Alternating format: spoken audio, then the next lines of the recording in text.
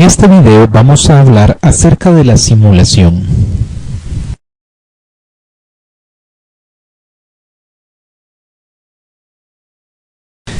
Vamos a suponer que hay una empresa que está desarrollando un producto nuevo. Se tienen costos fijos de $20,000, costos variables unitarios de $50, pero podría haber una reacción de la competencia. La empresa va a entrar al mercado y los competidores podría ser que reaccionen fuertemente, o podría ser que no tengan una reacción fuerte y que más bien resulten pasivos, por decirlo de alguna manera.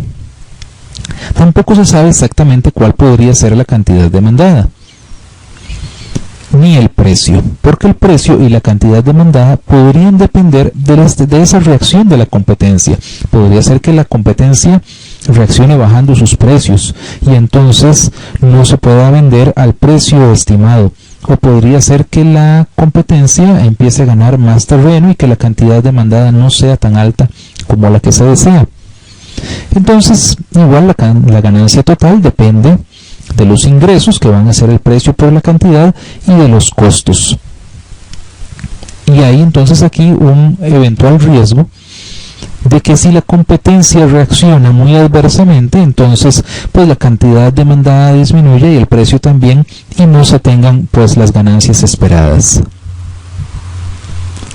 Vamos a suponer que la reacción de la competencia podría ser agresiva o podría ser pasiva, y que se ha estimado una probabilidad de 60% para que esa reacción sea agresiva y de 40% para que sea pasiva. El precio, si la reacción de la competencia es agresiva, podría fluctuar entre $91 y $96 por unidad. Pero si la reacción es pasiva, el precio podría estar entre 96 y 100. La cantidad demandada, si la reacción de la competencia es agresiva, podría estar entre 200 a 500 unidades, pero si es pasiva, podría estar entre 500 y 600. Entonces, la ganancia total va a ser el ingreso total menos el costo. El ingreso total va a ser precio por cantidad, y el costo va a ser el costo fijo más el costo variable unitario por la cantidad.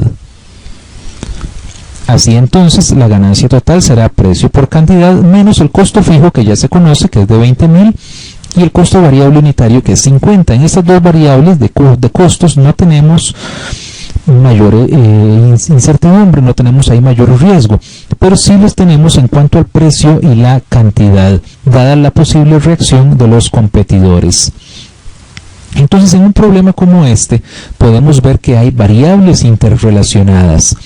Hay una reacción competitiva que se relaciona con el precio y la cantidad, y a su vez el precio y la cantidad nos dan los costos totales, nos dan los ingresos totales que determinan la ganancia total. Hay toda una interrelación entre las variables.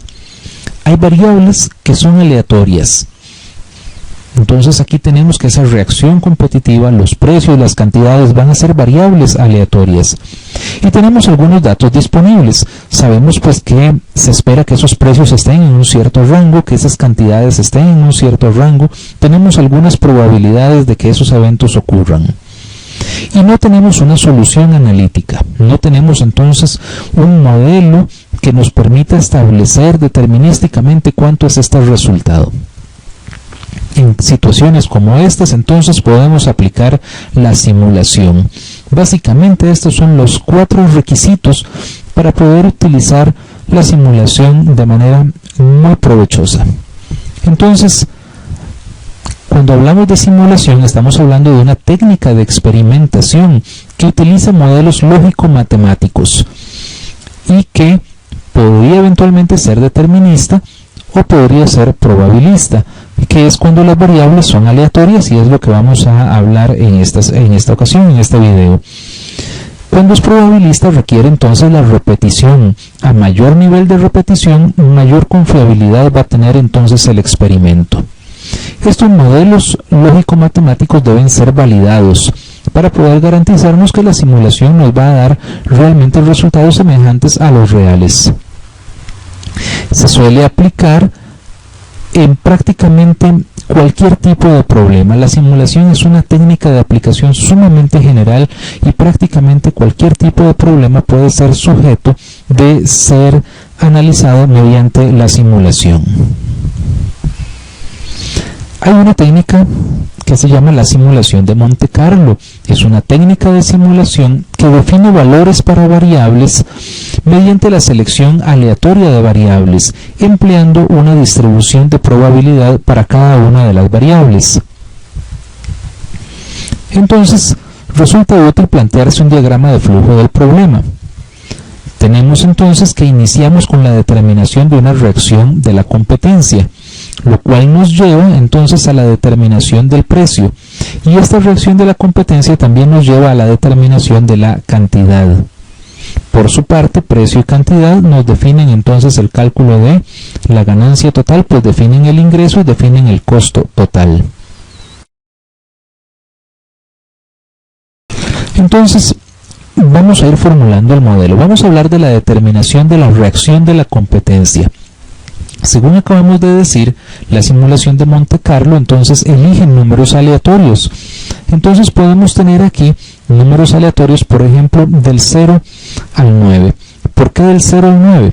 Porque la reacción de la competencia dijimos que podía ser agresiva en el 60% de los casos. Entonces, de los 10 números aleatorios que hemos elegido, vamos a marcar 6 como con una reacción agresiva y 4 con una reacción pasiva. Igual aquí podemos haber puesto 5 números, 3 con reacción agresiva y 2 pasiva, o 100 números, 60 con reacción agresiva y 40 con pasiva. Ahora bien, la determinación del precio. Vamos a dar aquí 6 números aleatorios, porque los precios, si la reacción es agresiva, van a tener 6 posibles resultados que están entre 91 y 96. Ahora, si la reacción es pasiva, vamos a tener entonces una menor cantidad de números aleatorios, solamente 5, porque los precios son solamente 5 posibles, varían en el rango de 96 a 100. Y luego tenemos la determinación de la cantidad. Vamos a tener entonces que si la reacción es agresiva, hay 4 cantidades posibles que varían de 200 a 500. Pero si la reacción es pasiva, entonces tenemos solamente 2 posibilidades que son de 500 a 600. ¿Qué es lo que hacemos entonces en esta técnica? Bueno, vamos entonces, con base en esta información, a calcular números aleatorios. Para esto podemos usar una tabla de números aleatorios, una calculadora, una computadora, y entonces vamos a obtener un número aleatorio y obtenemos una reacción de la competencia. Con base en esa reacción de la competencia sacamos otro número aleatorio para obtener el precio. Luego, otro número aleatorio para determinar la cantidad, que lo introducimos en la fórmula para obtener la ganancia total.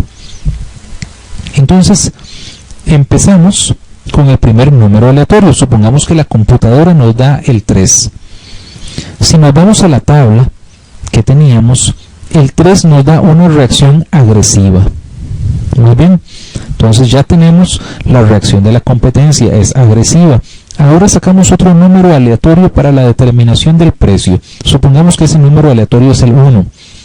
Entonces nos vamos a la tabla de la determinación del precio cuando la reacción es agresiva y ese precio es 92.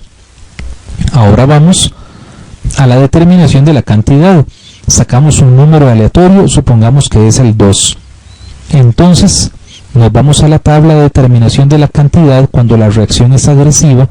El 2 nos da entonces 400 como cantidad. Y entonces, con base en estos datos, nos vamos a la fórmula que teníamos para determinar la ganancia total. Esta sería 92 por 400 menos 20.000 más 50 por 400, que nos da en este caso una pérdida de 3.200. Muy bien, esto mismo tenemos que empezar a repetirlo varias veces. Supongamos que nuestro segundo número aleatorio es el 8, que nos da entonces una reacción pasiva. Luego, para la determinación del precio tenemos el 4, que nos da, según la reacción pasiva, entonces un precio de 100. Luego sacamos el número aleatorio del 0, que nos da entonces una cantidad de 500, que lo introducimos entonces en la fórmula de la ganancia y nos da una ganancia de 5000. Empezamos entonces a repetir este experimento una y otra vez, porque se trata de obtener entonces una muestra representativa. Comúnmente un experimento de este tipo se puede repetir varios miles de veces. La idea es que después de haber realizado muchas veces este experimento, podemos entonces tener medidas descriptivas de los resultados.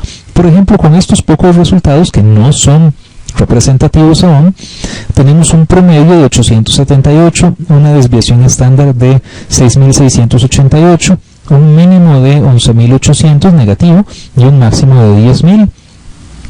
Podemos incluso obtener percentiles y muchas otras medidas descriptivas, y generalmente se traza un histograma con todos los posibles resultados obtenidos hasta un momento. Entonces, este histograma lo hemos construido luego de haber hecho 100 veces este experimento.